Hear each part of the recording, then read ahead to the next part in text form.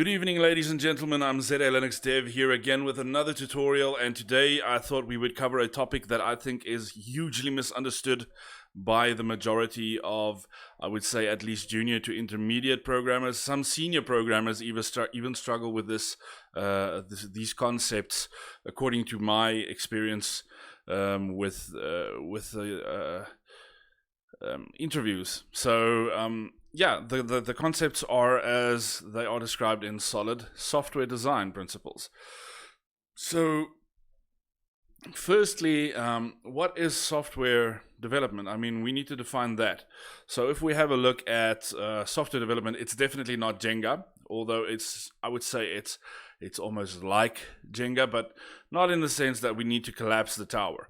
So basically what I would say software development is that these days, at least, it's the ability of a programmer actually is to leverage a framework, or indeed maybe a bunch of frameworks, and grab a bunch of components or libraries that have been built in this framework or in those frameworks, and put them together in such a manner that they deliver upon user requirements or specifications. So if we have a look at for instance, let's say a website like Facebook.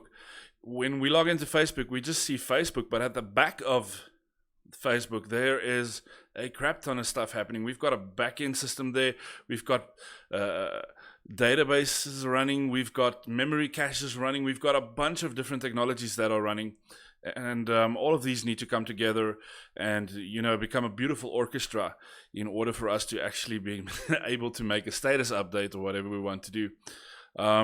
So yeah, it's definitely not Jenga. So what are the solid design principles? So if we run through the 5 of them, basically the S is for single responsibility principle, and I'm going to be showing you a few violations of these principles, as well as maybe better approaches. These are not the ultimate approach, these are not the ultimate violations. I know there are many more before the people in the comment sections go, hey, what about this, what about that? Yes, nobody's perfect. These are just illustrations of violations and possible fixes for these principles. So the first one, as I said, single responsibility principle. Second one, open-close principle. Third one is the LISKOV substitution principle. The fourth one is the interface segregation principle. And then we, of course, have our dependency inversion principle. Now, a lot of people in the interviews that I get to speak to, they get the first 3, or well, I wouldn't say the first 3. The first 2 they get right. The third one they often get right. The middle one, the LISKOV substitution and the dependency inversion ones, are the ones that most people struggle with, but that's because these are very complex paradigms to wrap your mind around. And so I thought, well, making this little slideshow obviously might help some people understand a little bit better about what's going on in there. Another thing that I've noticed is that dependency inversion, some people view this as just dependency injection, and that is not what it's about, ladies and gentlemen, as you will see when I show you the examples. So yeah, let's dive into it. Let's have a look at the first video, or the first slide. Single responsibility. So what does single responsibility mean? It means that there should be only one reason to change a class. In other words, a class should not be performing more than one task. It should be doing one thing, and it should be doing one thing good. So let's have a look at a violation of this principle, shall we? So if we have a look at the following code, by the way, I wrote this in C#. I think a lot of it is translatable into Java. So I hope you can follow along with me. We have a little class here that says user settings service, where we have a method that is public that says update user, and we supply a user object to that, and then we have a if verify access of this user, we will update the database depending on whatever we did with the user object. And then the verify access method is within this user settings service. So what is the violation in this instance? I guess a lot of you guys already spotted it. Yes, we should not be doing verify access in this class. Verify access is a security problem. It is not a user settings problem. User settings should be pertaining to whenever we want to read or write or update user settings. We should not be checking our security privileges to write to the database within this class. So what would we rather do? Well, quite simple. In this instance, we would have a user settings service that uses a security service class, which is external to this class. And we would write a method there called verify access. Again, like I said, I know a lot of people are going to go off in the comments and say like, this is not the best solution. Yes, I know it is not. And I'm going to get back to this method later on, in fact, and I'll show you an even better way to do this when we do our dependency inversion principle. The next principle that I want to speak about is the open-close principle. So what does this mean? It means that a class should be open for extension, but it should be closed to modification. So what does this mean?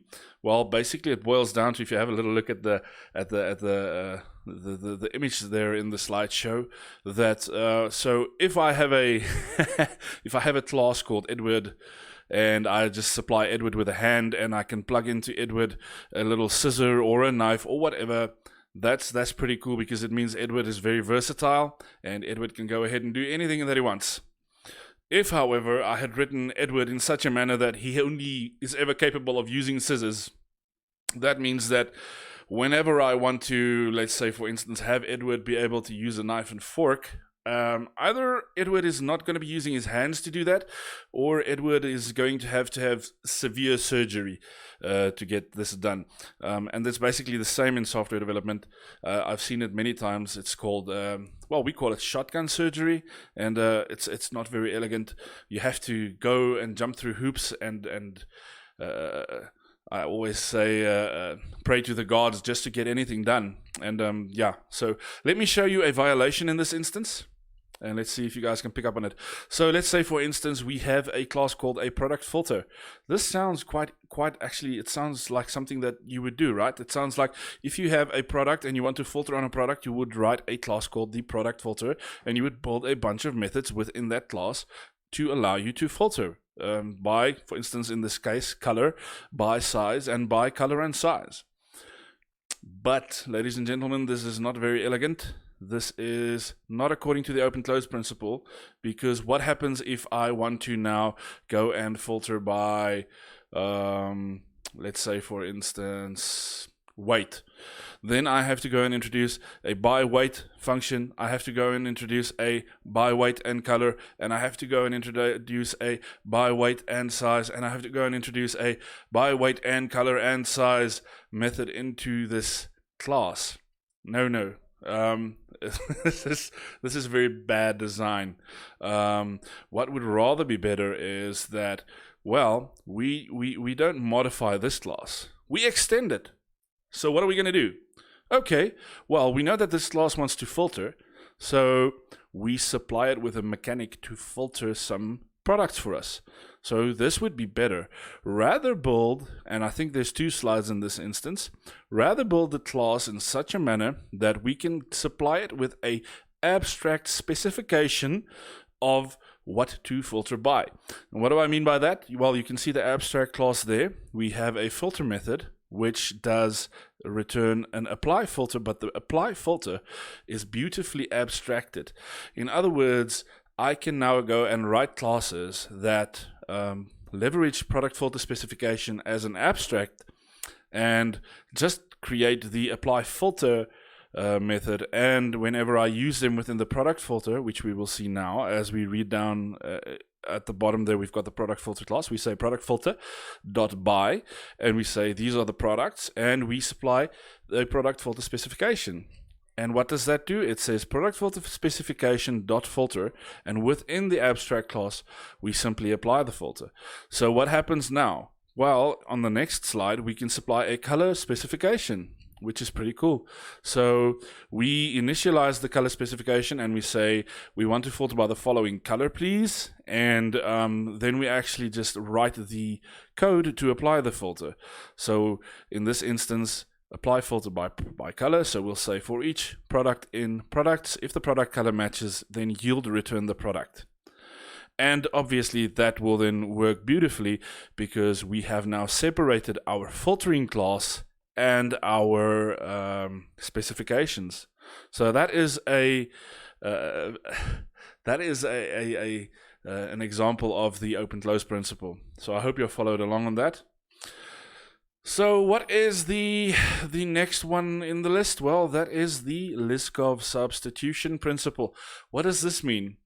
Well, basically what it boils down to is that objects of a base class can be replaced with objects of its subclasses, and I want to extend here, without affecting the consuming class. So in other words, if I have a class that consumes a specific base, I should be able to replace any of the children inherited base or any of the inherited classes off of that base class into that consuming class, and it should still function as planned and as meant and as intended. So let me show you a violation in this instance, and there is no rather do this slide after this one. That's because you'll see it's quite logical at the end of the day. So ladies and gentlemen, we have quite a bit of code to go through here, so let's start reading. On the left hand side, we have a rectangle class that we instantiate with a constructor that contains a size. So I can instantiate this rectangle class as a class with a height and a width, which is contained within the size property, or in this case field, excuse me. Then we have two methods there. The one is set height and the other one is get height. And then we have a set width and a get width. So basically what we do is, because this is a rectangle, we can set the height and the width independently, and we can get them independently, and everything will work beautifully because none of these fields need to be actually related to each other than the fact that they both belong to the rectangle. The problem comes in that we have a method at the bottom called calculate area, which is going to take the width and the height obviously and return for us the area of said rectangle. Now what we've done is we've created a class called square, and square obviously feels like it should be a rectangle because it's just a rectangle with equilateral sides, or not equilateral, well, equal length sides. All right, so square basically just says, hey man, I'm going to take a size and I am going to take it as an integer because I know that a square always has equal sides. So we set our size field within a rectangle, which should not actually be there. I apologize for that. It should be within a rectangle. It should not be in the square.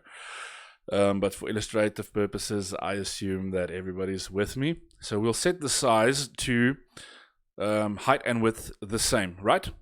And then we have our set height and we have our set width, which I have overridden in this case with a new keyword, which is a C# language feature that means that replace the set height and the set width within this square or within the rectangle base, hide it basically with the square. So completely remove the pointers, the method pointers within rectangle, and replace them with these new ones. And what do these two methods do? Well, basically set height says that the height and the width is equals to the height. Set width does the same thing, just says width and height is the same as, well, I said height there, it should be width. I apologize for that again. So basically, I mean, that's because a square is not a rectangle. It has the same sizes, right throughout. The problem comes in when we have a consuming class in this instance. It's going to expect a rectangle to behave a certain way and a square to behave a certain way. So if we have a look at the right hand side, we have a static class, which could have been a LISKOV test factory, whatever we want to call it, and it's just going to return a rectangle, get new rectangle. But what it does is it doesn't return a rectangle, it returns a child. It returns a square, which is a 1x1 square. Whatever 1x1 the unit is, doesn't matter. And then we have our program code. So if we have a look at our static void main there, what are we doing? We are saying return for me a rectangle R, and we use this factory that we've created, and within that factory we are getting a rectangle back as the object return type, but it is in fact a square. So now we call on R, we say R set height to 5 and set width to 10. Now any logically thinking person would say that a rectangle that is 5 by 10 has an area of 50. Problem is that since we are now not using a rectangle but a square, we are going to get an area of 100, not 50. So the class is no longer behaving as intended. And ladies and gentlemen, this is not, well, this is quite common actually. This happens a lot. What is the fix? Well, the fix is to realize that a square is not a rectangle. A square is a shape, and a rectangle is a shape. So we could create a common ancestor class called shape, which might contain the size. But this common ancestor class would obviously not implement any like set and get height. Maybe it could be abstract methods. Maybe it could be supplied via an interface. I don't care. At the end of the day, the basics is, or the entire basis is that a square is not a rectangle. It's similar, but it isn't the same. Cool. So what's the next principle? It'll be interface segregation. It says that no client should be forced to depend on methods that it does not use. So what does this mean? Basically, it's better to have a bunch of smaller interfaces and apply them where possible, or where applicable, not possible, than having one huge interface that does everything. So let's have a look at the violation of this guy. So let's for argument's sake state that I have a class called animal, and it's an abstract class, and you can feed an animal and you can groom an animal, right? Sorry for the noise outside. I hope that doesn't bother anybody too much. Let's say that I have an inheriting class called dog that is also, well, it's based off of animals, so we can override feed and override groom. Now we have a class snake. The snake is also an animal, and you can feed a snake. And I know a few people that would like to groom a snake, but you don't groom a snake. Snakes don't have brushes and stuff like that, as far as I'm aware. I may be ignorant in this fact, but it would be better in this instance to, for instance, go and create an abstract class animal, which has an abstract void feed, and then an interface iPet, which contains groom, and we apply where it makes sense. So in this instance, dog would be an animal, so you can feed it. I mean, all animals can be fed. And then we apply the iPet interface because we want to be able to groom a dog. Excuse me for clicking there. We want to be able to groom a dog, but we don't want to be able to groom a snake. So therefore, a snake is just an animal. It doesn't have an iPad interface. So yeah, like I said, this is not one of the main ones that people get wrong.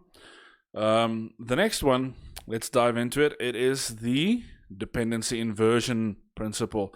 Now, dependency inversion is quite a wordy one, so I added the little Venn diagram and the descriptions up top there, and then my description, which is quite easy to remember. I think it's a lot less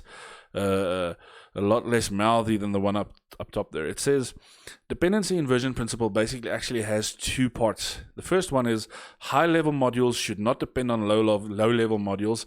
Both should depend on abstractions. Okay, what does this mean?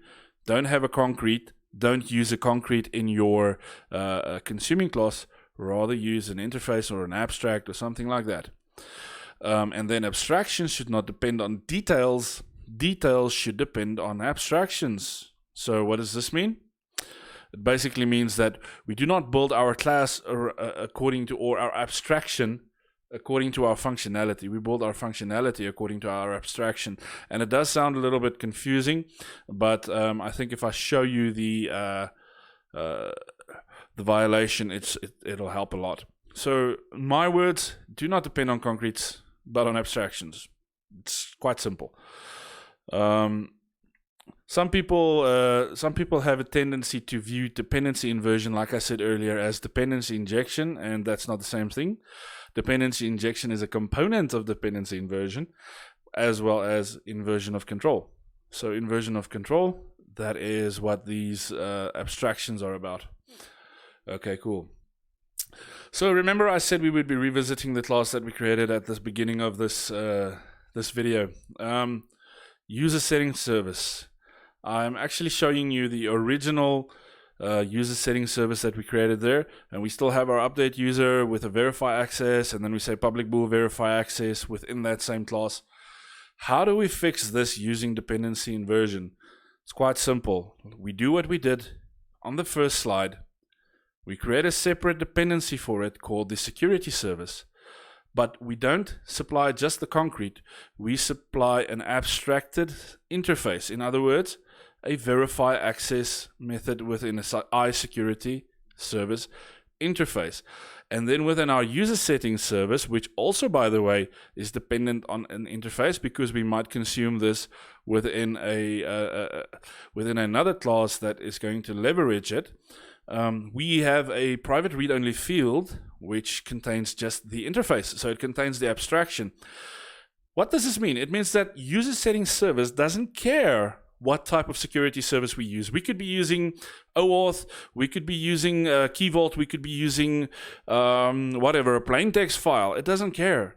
What it cares about is that I have a security service and I want to be able to update my user, but before I can update my user, I wish to ping my security service and find out whether I actually have the rights to do this.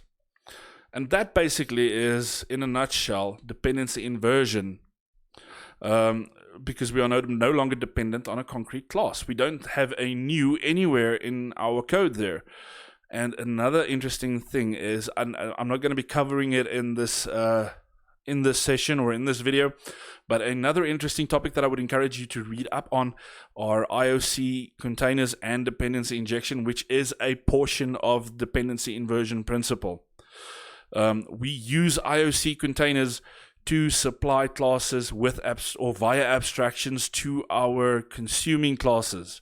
And a few of these containers that I would suggest you guys read up on, my personal favorite at the moment, it used to be MEF, but unfortunately MEF is no longer actively supported since it is not compatible with .NET Core as far as I'm aware. But a few of these containers that I would suggest you guys go and have a look at would be the following. I'm quite fond of AutoFac. Let me just move my face there. I am quite fond of AutoFac at the moment because it reminds me a lot of MEF, but at the same time it seems like it has a lot more power than MEF. So I would suggest you guys go read up on how to use AutoFac. Castle Windsor is another one. Simple Injector is another one. Unity is another one. Unity, well, I like Unity, but it has its place because it's not just an IOC container. It actually does a lot more than that, as well as does Castle Windsor. Ninject is another one, which was it's one of the granddaddies of the dependency injection frameworks. And then we have Light Inject, and I mean, you guys can go and type in your NuGet packages manager injection framework, and you'll find a ton of these frameworks. You can go Google them as well, but it's not necessary because there are actually, like I said, just a few of these guys that actually are relevant still today or are mostly used. And I think the top one at the moment is AutoFac. So I suggest you guys go read up on that. Anyway, if you've stuck along this far in the video, I would like to say thank you a lot. If you enjoyed the content, please don't feel ashamed to hit that like button. I'm going to bring a lot of other videos to you guys as well in the future. So hit that subscribe button. Remember to click the bell notification icon so that you can see whenever I upload a video. The channel has been dormant for a while, but I'm thinking of evolving it because I'm no longer just going to be focusing on Linux-based content. As you can see here, I'm going to be focusing a little bit more on more abstract ideas as well. So I might be doing a few software design patterns in the future, and I might even do some Apple Mac coding, some Windows coding. I mean, we are now in an era where we have this. We are fortunate enough to have frameworks that are multi-platform compatible. So yeah, I think it'll be ZA Linux Dev in spirit and ZA Linux Dev in heart, because Linux is dear to my heart. But at the end of the day, the most important part of that is the dev part. Again, hit like, share, and subscribe, guys. And thank you for watching. I really do appreciate the support, and it means a lot to me. And have a good day.